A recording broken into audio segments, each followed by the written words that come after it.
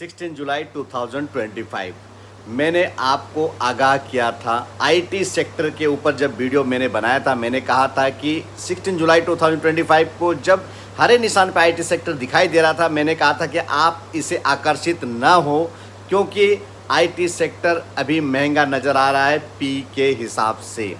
IT sector महंगा इसलिए भी मुझे नज़र आ रहा है क्योंकि आईटी सेक्टर ने इकट्ठा 4-5 साल का रिटर्न दे चुका। ये बातें भी मैंने आपको कही थी।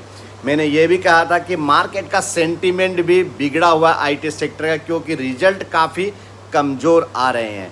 मैंने ये भी कहा था कि शेयर का प्राइस जिस तरीके से बढ़ा है उससे कहीं कम तरीके से सेल्स में और नेट प्रॉफिट में ग्रोथ हुई है, यानी कि चीज़ें साफ थी। मैंने साफ तौर पे आपको कहा था कि पेन आगे भी है, आप ज़रा संभल के रहिएगा, लालच में मत आइएगा कि हरे निशान पे 16 जुलाई को काफ़ी शेयर दिखाई दे रहे थे, इसलिए मैंने आपको ये वीडियो बना के बताया था। मेरा वो वीडियो आप ज़रूर देख लीजिएगा। जब 16 जुलाई को मैंने वीडियो बनाया था उस समय 37,700 के आसपास शायद आईटी सेक्टर था। आज 28 जुलाई को आईटी सेक्टर 35,000 समथिंग, यानी कि 10-12 दिनों में 6.5% की गिरावट तो हो चुकी है।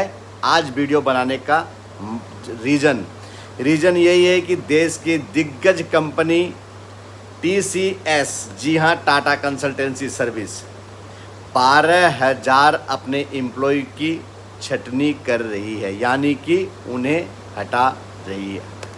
देखिए, कंपनी इस तरह का डिसीज़न कब लेते हैं, कुछ न कुछ तो तकलीफ़ है कंपनी में।